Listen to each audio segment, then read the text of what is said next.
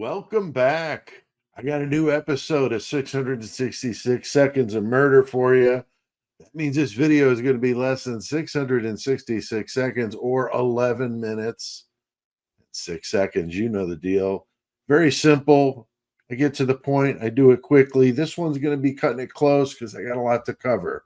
Now, do me a favor. Just take a moment, like the video. You know the drill. But if you're not a subscriber, please do. We're surging past 10,000 and moving into the next milestone of 15. So keep it going. Drop a comment below. That gets the video out to more people. But it is important to remember that with this case, no one's been found guilty yet. These are just my thoughts on the topic, and everything is, of course, alleged. Now, anyone that's been following the case of the Idaho 4 knows who Dylan Mortensen is. She's notorious, along with fellow roommate Bethany Funk. I mean, some people agree with that, some people don't, but both of these women were not harmed in the attack that left 4 of the other roommates massacred. To make things worse, 911 wasn't called for at least 8 hours, and that's drawn all sorts of shade for obvious reasons. Now, in the early days, the prosecution led us to believe that Bethany slept through the entire thing, and Dylan was so intoxicated that she was in and out of consciousness, trying to sleep, saw various things, heard stuff, but nothing of the level of what you would expect. And then, of course, she said that she saw a person in the hallway, a white male dressed all in black with a bushy eyebrow, not brows, brow. So, I mean, is she talking about a unibrow? Because if that's the case, I think Brian Koberger is off the hook.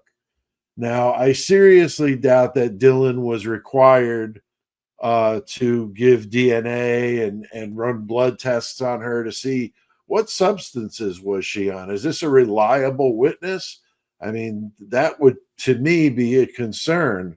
I mean, you've heard the court documents from the defense that just came out that clarified exactly how much alcohol Dylan claimed to have consumed for the 24-hour period prior to the crimes.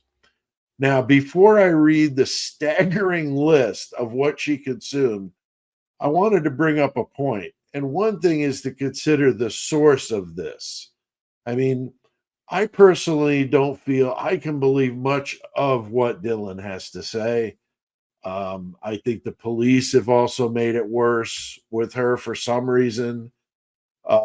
Maybe to shield Bethany, maybe she's a confidential informant or something like that. Who knows?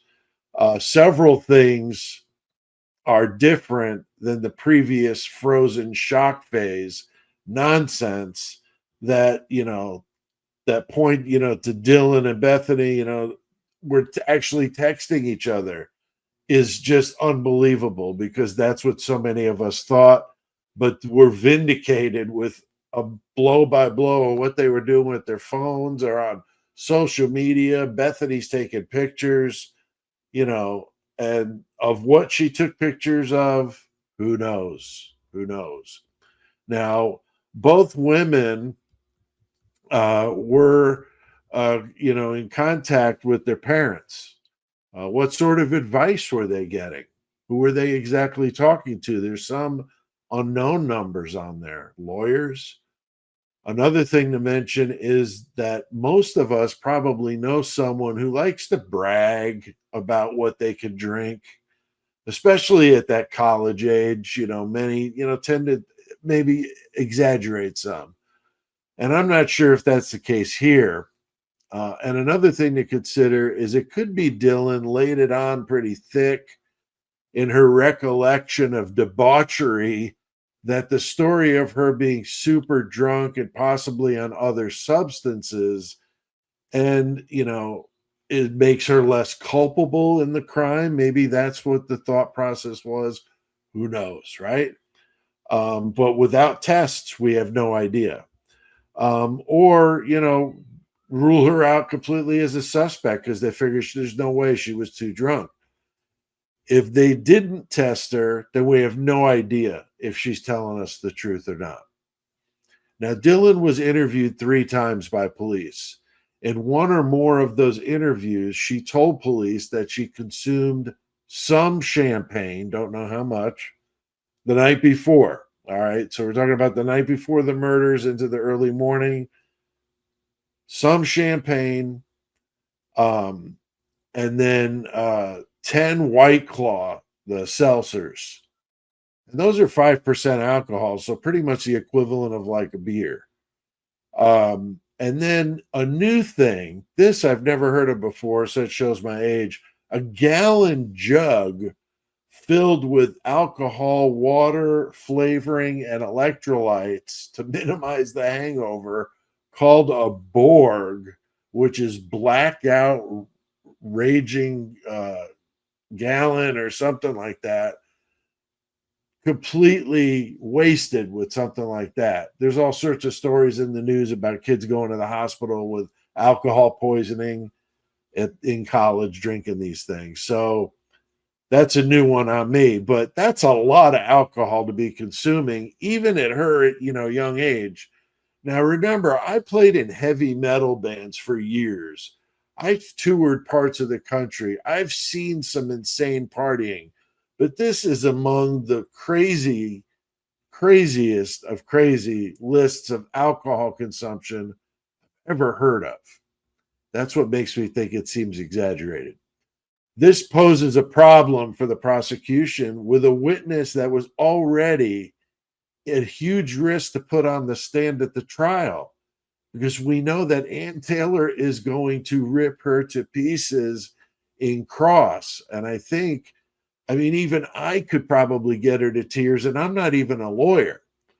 I just play one on a podcast. And the extent of my legal training are watching true crime documentaries and watching my cousin Vinny at least 50 times.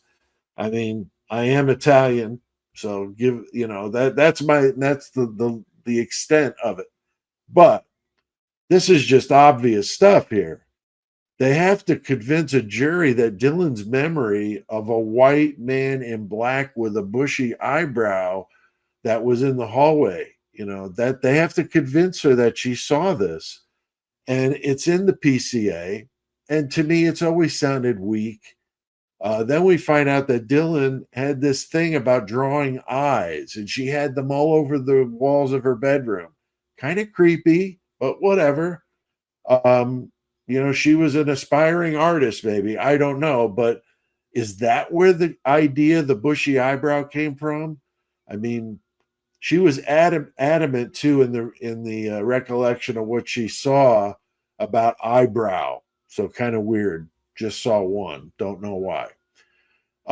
If she was even close, though, to consuming what she claims, and that's not counting other potential substances that she might have had in her body, I could see her, looking at those eyes on the wall with the bushy eyebrows and coming up with that as a description of what she saw. I mean, geez, if it makes some sense if you think that that's how it went down.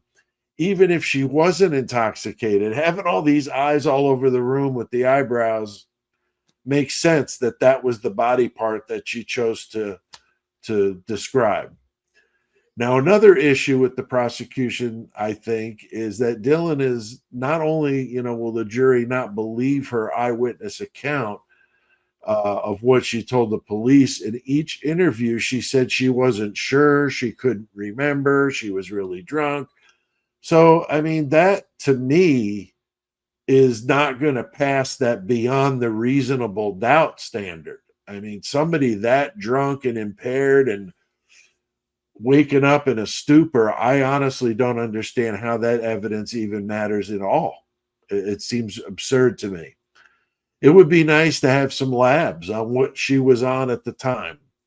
If she wasn't, on anything or very little stuff, then maybe that might make it look worse. Could that mean that she was lying to cover up that she wasn't drunk and she was all alert to what was going on because she was involved? I don't know. I'm just speculating, but I'm just saying, you know, maybe that's what she needed to do to stay off the suspect list. I don't know. Because to me, two survivors at the house the next day are my number one and two suspects in what happened, and they'd have to be passing all sorts of smell tests to get released from that list. And they did 3 interviews, so maybe she was. I don't know. It would be nice to see those interviews, or at least get a transcript of it. Now, these are simply my opinions and speculation. I wanted to address the concept of Dylan being a pivotal witness for the prosecution and how watered down that might be given her level of intoxication. I honestly don't see how it could be legit to use the testimony of somebody that's that hammered. I'm not seeing it. And remember my reference earlier of the movie My Cousin Vinny? Okay, a minute ago.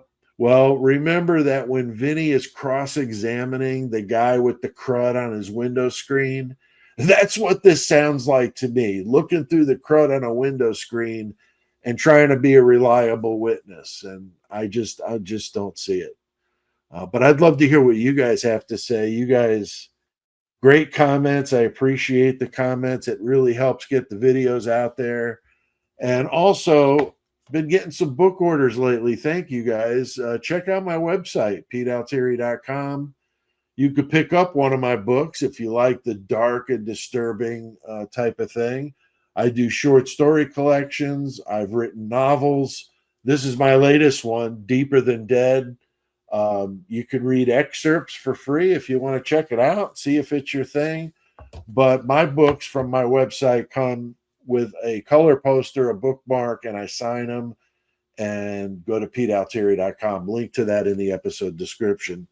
Big thanks to all the members of the Horns High Club. I salute you guys. Are awesome. Thank you so much for all your support. And please don't forget to hit that like button, subscribe, and drop a comment. And I'll see you next time.